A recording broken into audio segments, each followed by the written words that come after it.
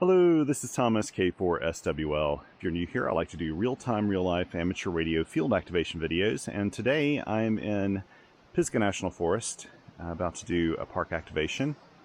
I'm here with Hazel, who, if you can't tell, she's actually looking a little miffed maybe that we didn't go on a long hike. I hadn't promised her a long hike. She jumped in the car without asking first.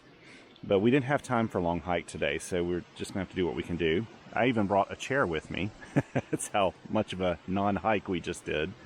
But we're sat up here next to a creek.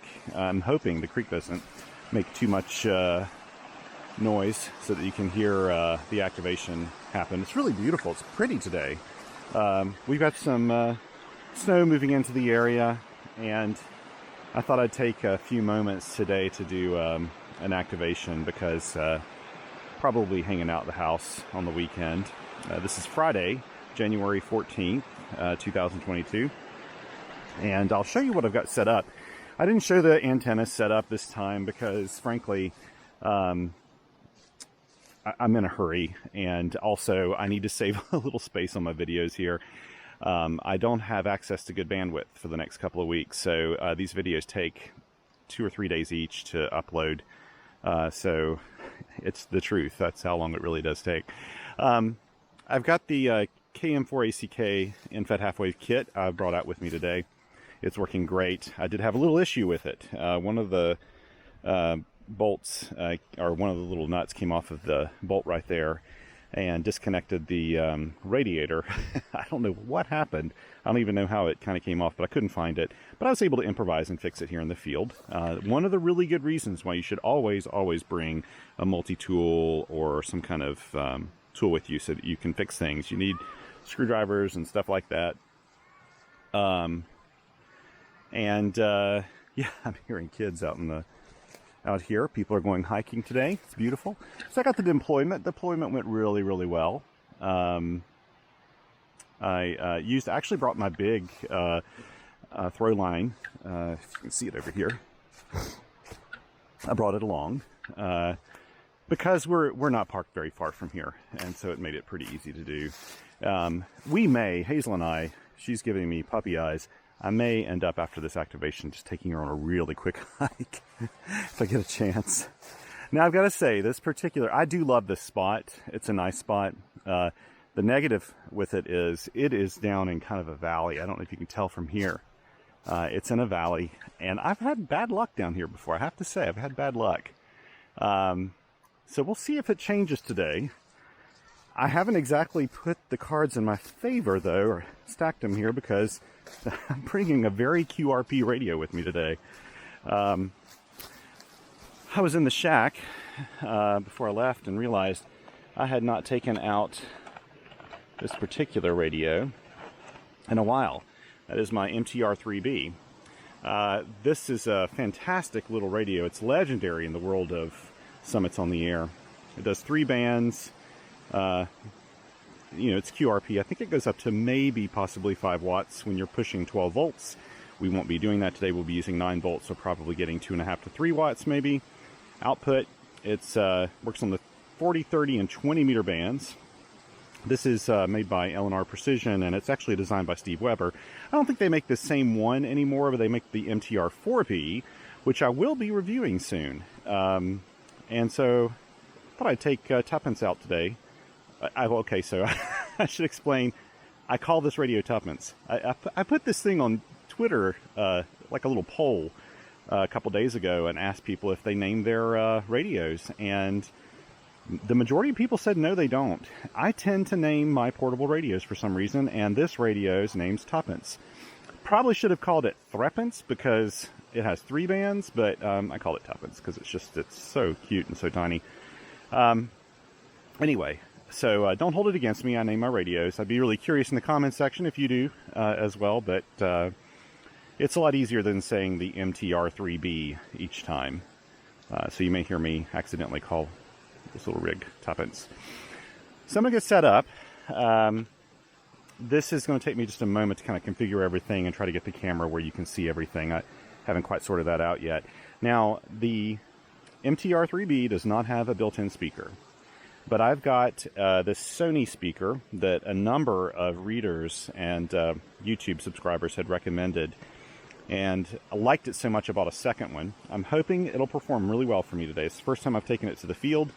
And I thought this would be a great radio to try it out on, because this also has a volume control on it. That's another thing about the MTR-3B. It does not have a volume control.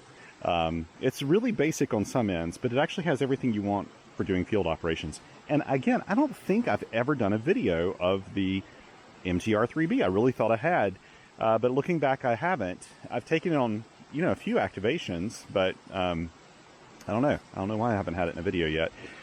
So we're going to change that today, hopefully, if things go well. Hopefully the antenna didn't screw anything up setting it up today. But yeah, there is one thing I will note about this particular infed half-wave kit. I have got to do something to protect the coil here. It's just a little too exposed, and I'm really worried I'm going to damage that. And I'm going to try to think through some. Let me even contact KM4ACK and see what he's advised other people do, because it's just a little too vulnerable. Even when I'm unwinding it and doing things, my hand's brushing against it. And I don't think I've done anything to harm it today. It's kind of amazing how resilient infed half-waves are to things, but in terms of, I think I'll probably get a decent SWR on this. Although the MTR-3B will not show the SWR, it doesn't have that. The 4B, I think, does. So, okay, enough talking right now. Let me get set up, and then hopefully we can get on the air. Okay, I've got set up here, and hopefully you can see everything, and you'll be able to hear everything. I set the little Sony speaker up right underneath the camera. Let's turn on the MTR-3B. There we go. Like I said, there's no volume control in here. There's no RF gain.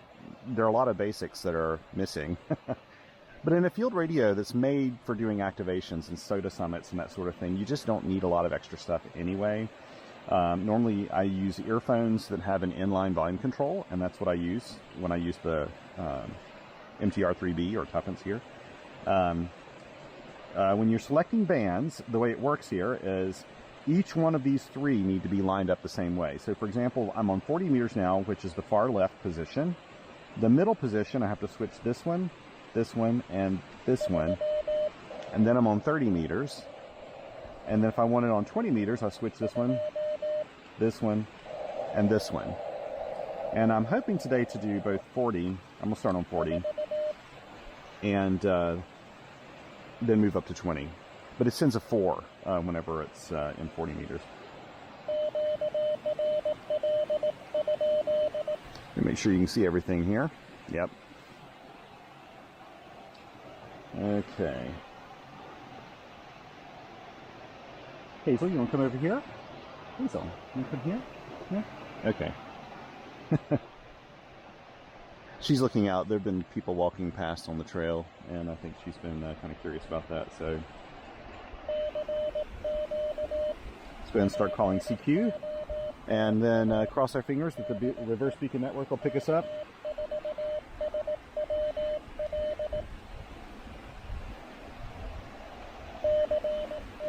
So there's a memory keyer built into it, and I've got this set up where this is my CQ, this is my BKTU 73s, all that. And this one I think is just my call sign. I use this when I was hunting from home. This is actually not a great transceiver. It's perfect for the field. It's not that great if you're hunting because it doesn't have an encoder knob. So you have to kind of rely on pushing and holding these encoder buttons.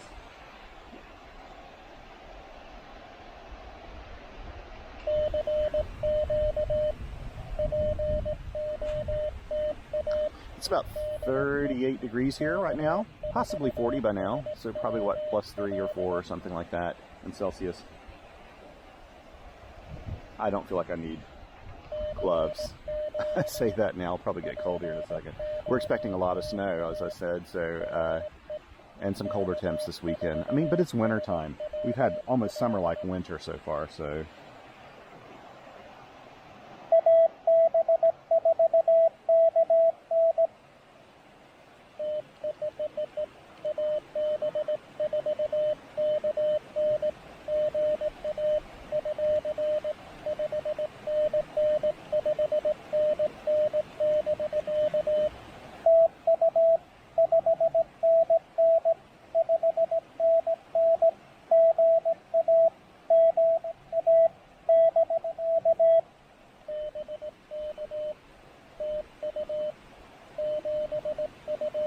So keep in mind, we're only running about 2 to 3 watts, something like, yeah, something like that.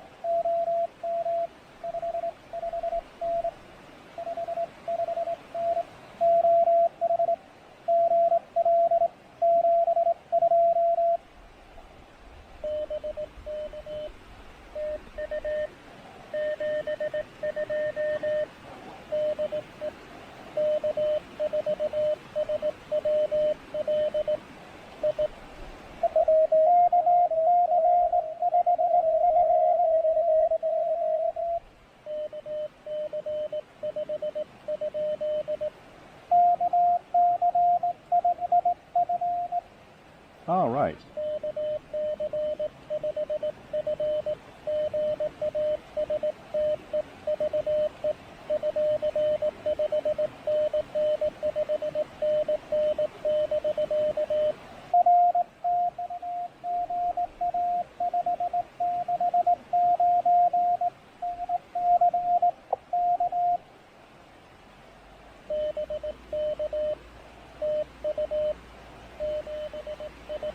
It's good to get Steve in there. Haven't had him in the books for a while.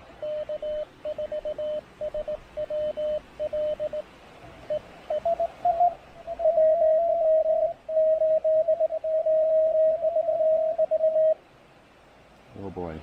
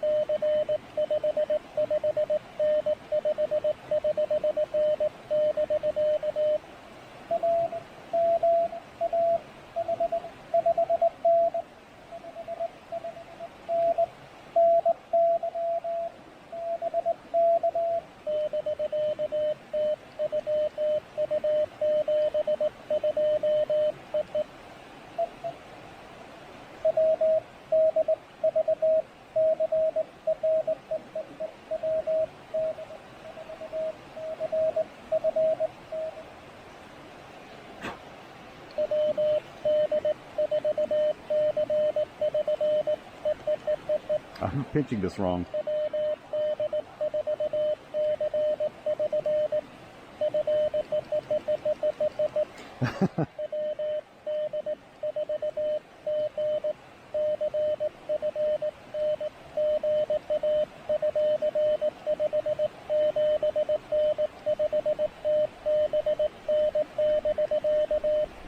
Maybe this means getting used to the keyer again.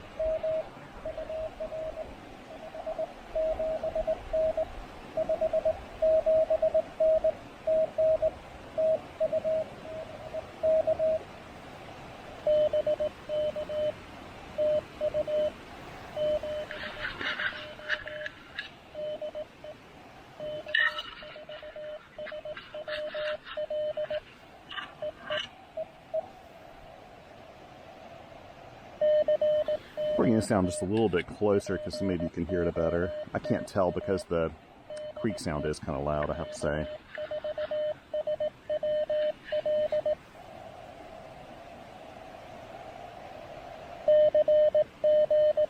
We had a nice little run of people there. 1, 2, 3, 4, 5, 6. Only need 4 more for a valid activation. That's a positive sign. Again, we're only running a couple watts here, like 2 or 3 watts. And that does have an impact on when you get down to these. I mean, this is half the amount of wattage I normally run with just 5, which is already QRP.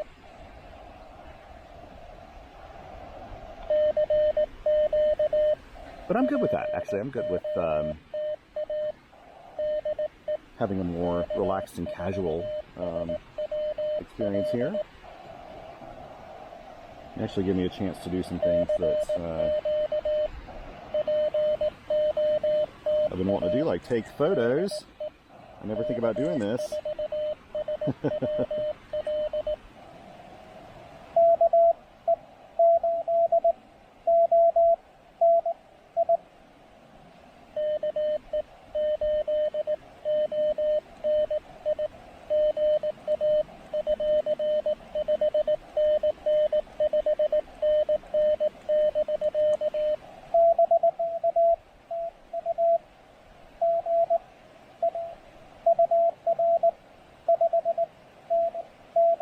Wow.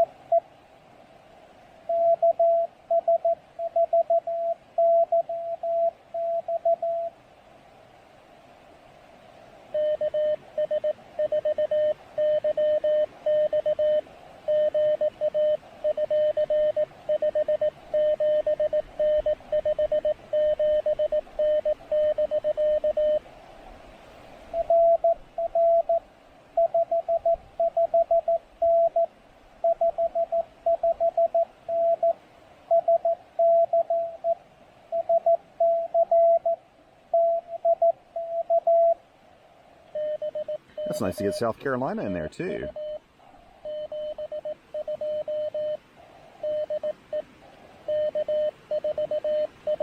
This speaker sounds awesome. Very pleased with it.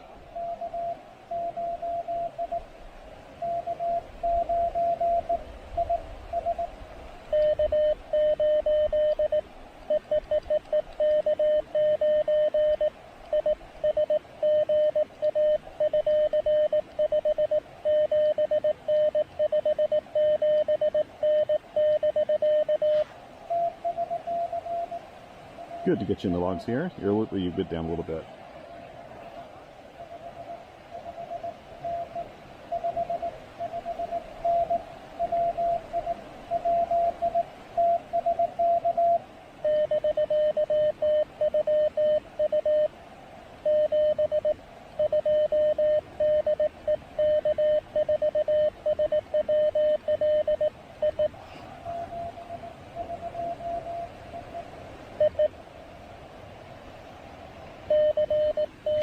The buttons are so easy to press on this. That's another thing.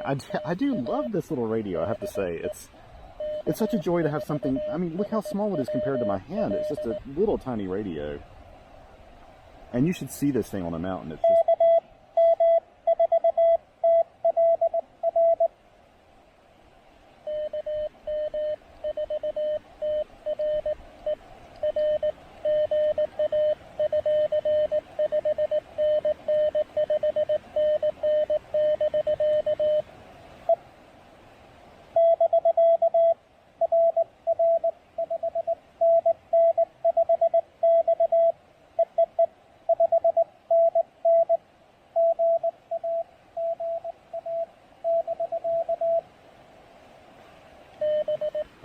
Good, let's see how many I've got now. 10, this is my 10th, yay. Valid activation. That's nice. That's always good.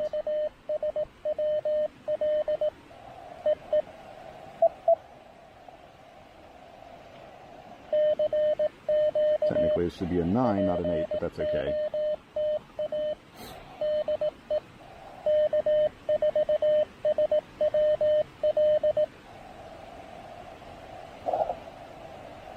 You know what?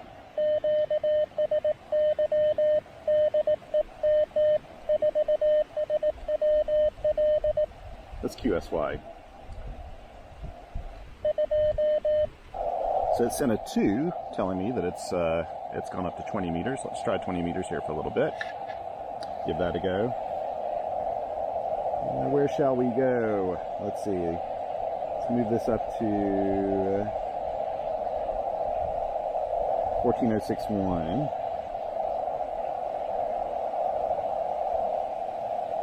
An in-fed halfway is a great antenna to pair with this. Now, I can't do 30 meters with it, but without an ATU. I'd actually have the T1 in here, so I could go on 30 meters if I wanted to. I could add that into the mix.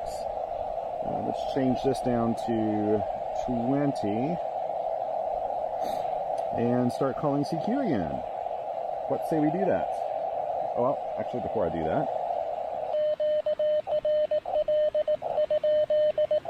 always call to see if anyone's there. We're all prone to forget that when we get in a hurry and excited.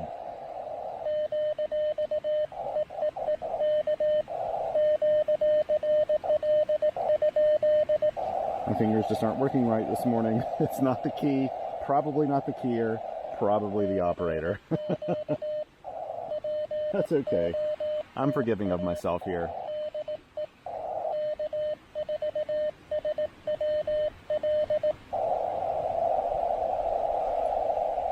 Appreciate you guys coming along with me here today. It's such a nice day. It really is. I may try to go out in the snow and do an activation, I don't know, this weekend, but we live on a pretty treacherous road if it's icy. Snow's okay. My Subaru does fine with that. Unless it's up so high that I don't have enough ground clearance, but I don't think that's going to happen this weekend. I don't think we may get 4 inches at our house, but we live on a really steep and curvy road. It goes up 1,000 feet of elevation in 1 mile. That's how steep it is. And so it's not for the faint of heart. You don't take that road if it's icy.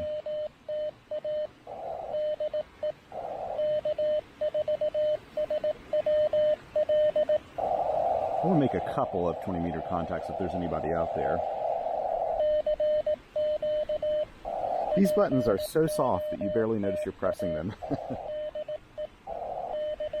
I mean, look at the controls. So this function button, you press and hold it to take you through the menu functions.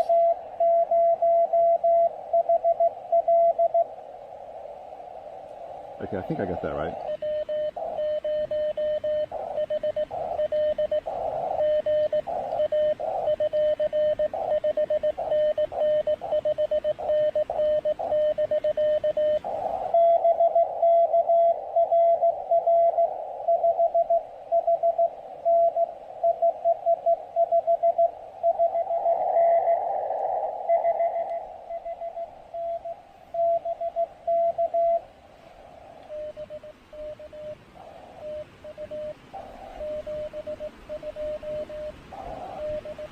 Let's try this back up.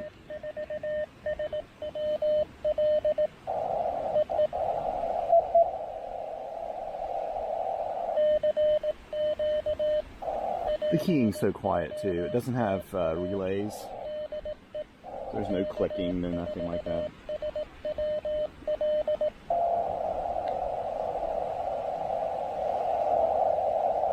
I am so glad I got this speaker. I don't have the name of the person who recommended it. It'll be in my show notes. Always look in the description below the video to get a link to a full activation report. And I'll have the name of the person in there. But I got one, tried it, loved it so much, I instantly turned around and bought another one from the same seller. These were open box items, because I don't think Sony makes these anymore. And they had like a stock of 5 of them when I bought them. He had 3 left when I bought the first one. He had 1 left when I bought the second one. So I turned around immediately and bought the second one for $30, I think. Got great battery life. You can even take the 2 at...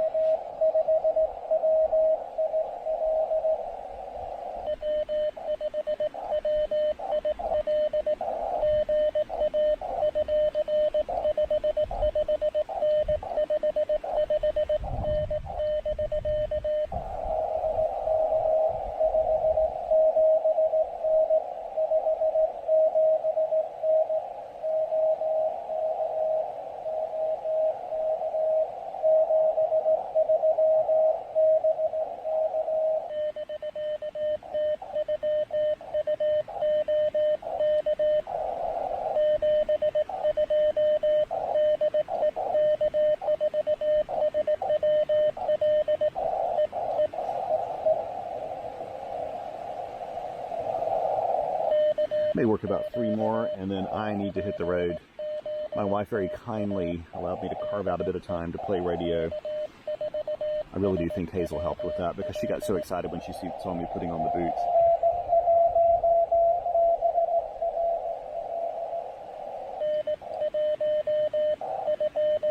I was talking over him.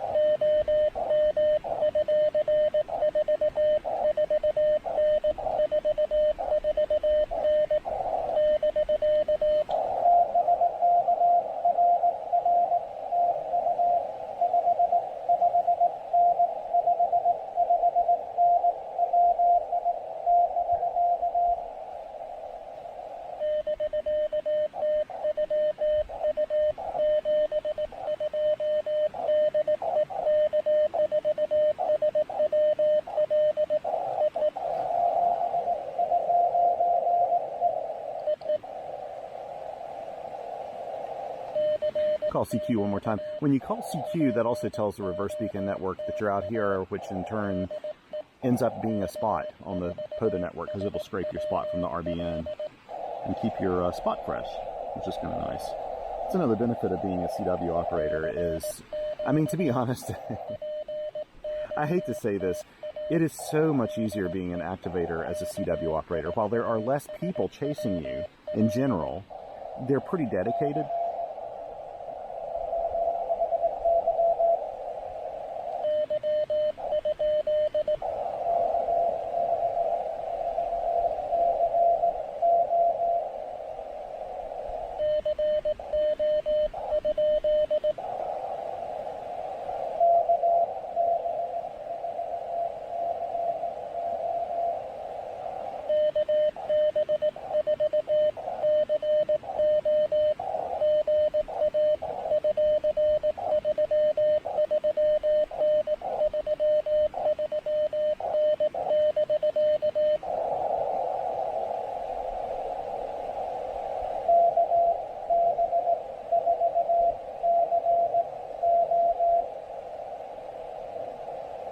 Okay, yeah, I gotcha.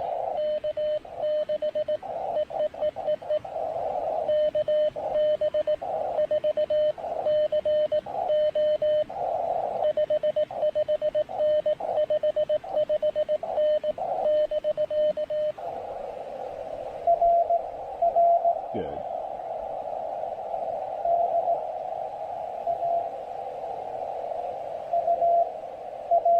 Gotcha. Good going.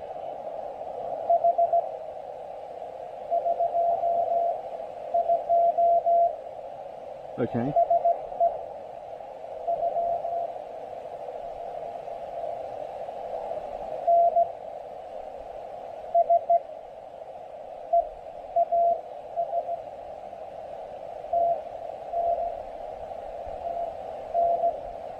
Tennessee.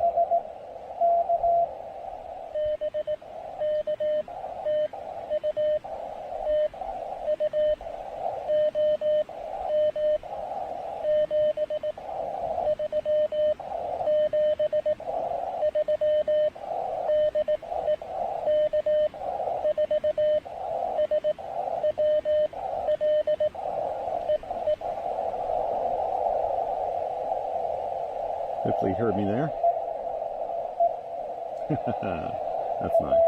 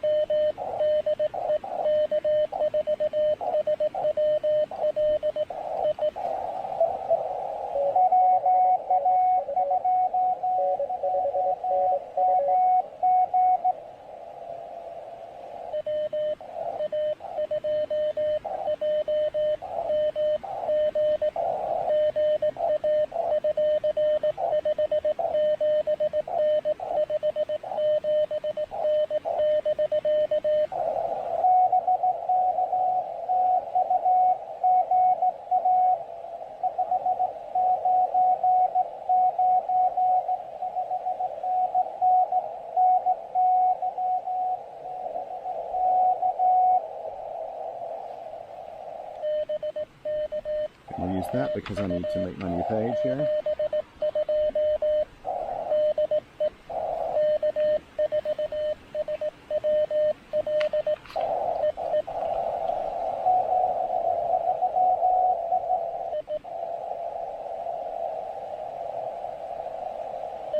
So what I was saying about CW is it's easier being a CW operator. That I find that the CW chasers, there are less of them, but they're pretty dedicated. But there's also kind of all the ease of using the reverse beacon network and spotting makes up for any other loss of, percentage of operators. And I have to say, there are more and more CW operators coming on. I have noticed a huge difference between this year and last year, and it's super encouraging. It just gives me a thrill to think that CW is growing in popularity like it is. And for field stuff like this, it just makes so much sense. It's just so easy. I'm out here with 3 watts. I didn't have to have mobile service to spot myself. My spot stays fresh from the RBN. There's less competition too. Single sideband's much wider than CW. You can have a lot more CW signals in a small space, and everybody still have their own room. Whereas with single sideband, there are days when I really feel like I have to struggle as an activator to find a spot. Now, I have to admit, I really like single sideband. I like hearing people's voices. It's kind of fun. It's also a little faster.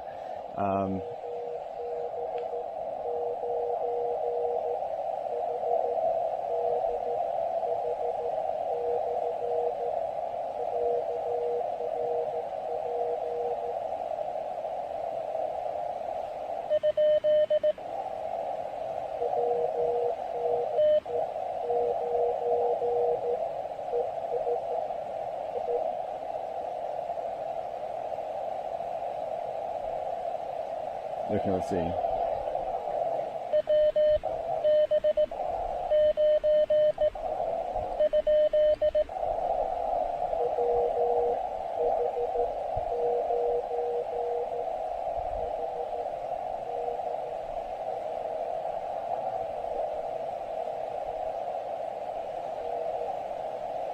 Boy, I'm not getting on this.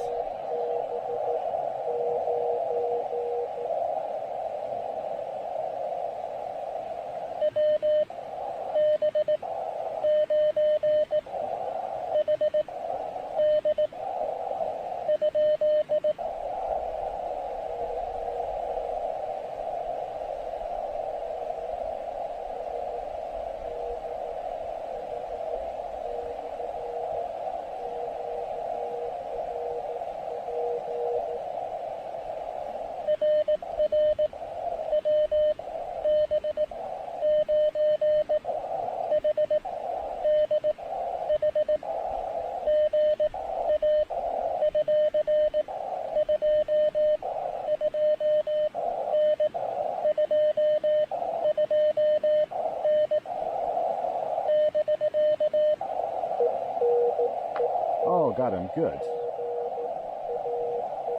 He was sending QRP to let me know he or she had it. Let's see.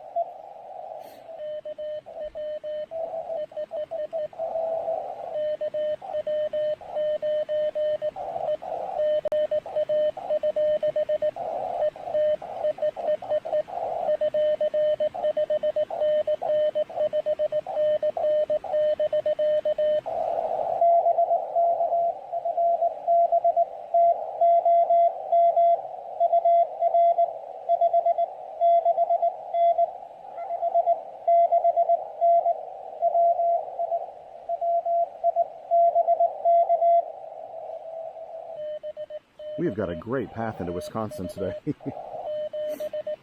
Got K9IS on both 40 and 20.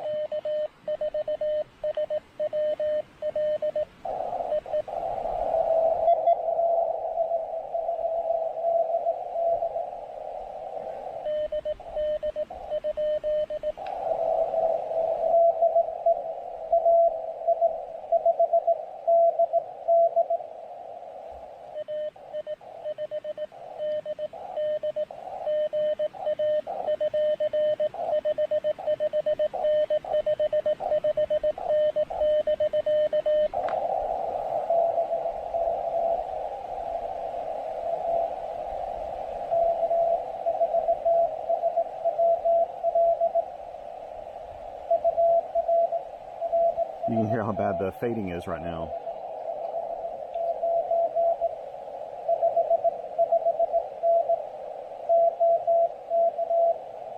Another Oklahoma station.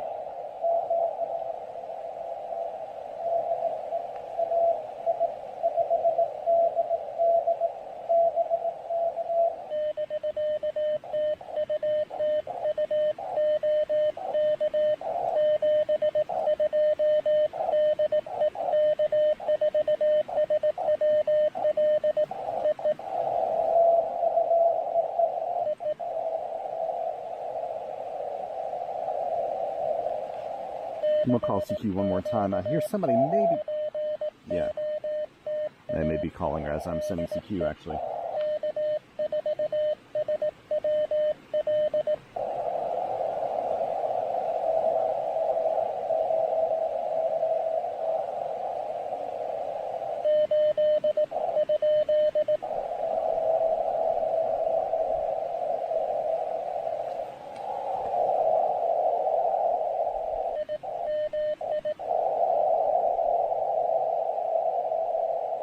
I'm trying to hold this up to my ear almost to see if I can hear him.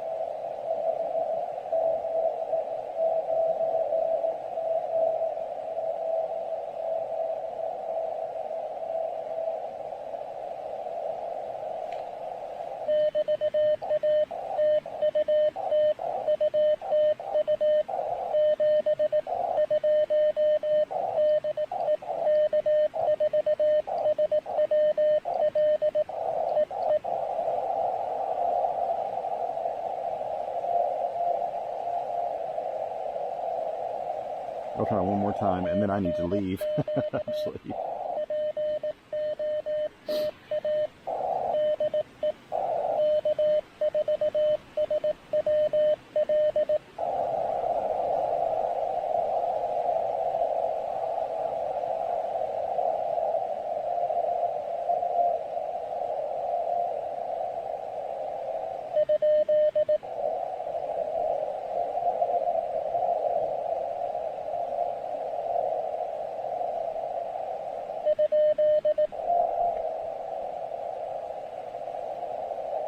You probably can hear this better than I can right now.